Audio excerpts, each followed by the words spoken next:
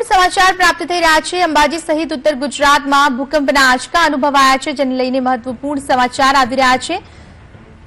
માં શક્તિના ધામ અંબાજીમાં ભૂકંપનો આંચકો અનુભવાયો છે। ઉત્તર ગુજરાત સહિત અંબાજીમાં ભૂકંપનો આંચકો અનુભવાયાના સમાચાર હાલ પ્રાપ્ત થઈ રહ્યા છે।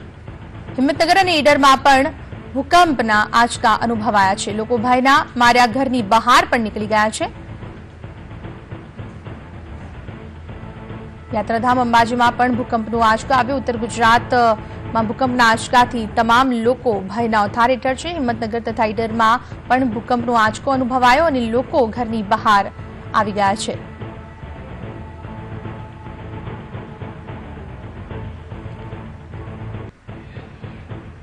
સંવાદદાતા શૈલેષ ચૌહાણ અમારી સાથે ફોન લાઈન પર જોડાયા છે। શૈલેષ, જણાવશો કે જે પ્રમાણે ભૂકંપના આંચકા અનુભવાયા છે, જે વિગતો આવી રહી છે, શું હાલ સમાચાર મળી રહ્યા છે?